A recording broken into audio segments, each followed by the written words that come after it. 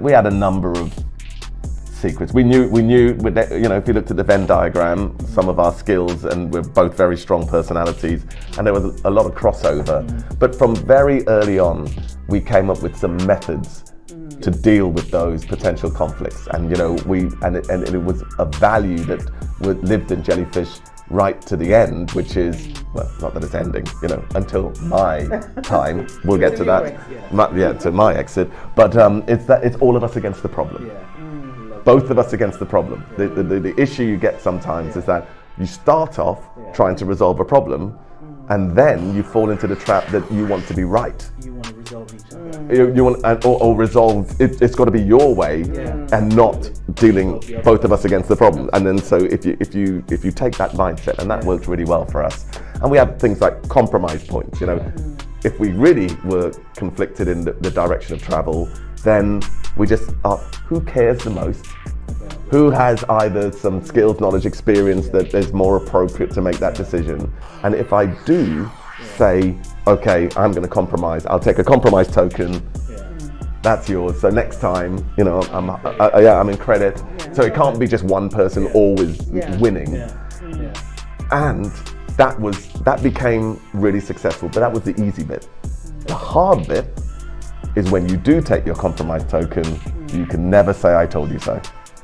If it doesn't work, you get right behind it as if it was your idea and that you were passionate about it, because you can't take the coin, the credit, and then be a disruptor or a detractor from that idea. And when we go out there, like you would say with parents, you've got to be watertight. We were one voice and everybody knew we were doing it together. And they would hear us, we would have these debates, but everybody started to learn.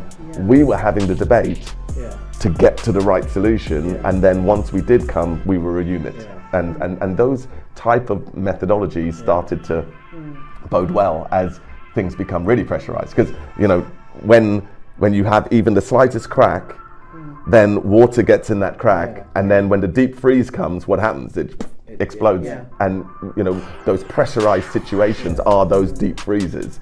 And so if you don't have any water getting into any cracks, you could get through as a unit at a later date. So we found that really quite. That's really refreshing, because I think that's going to be so empowering for people to take risks and make those decisions.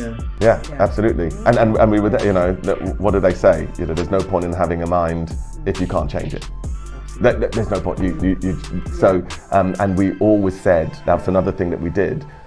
We also allowed ourselves the ability to pivot. It's the same thing. It all stems from the ego.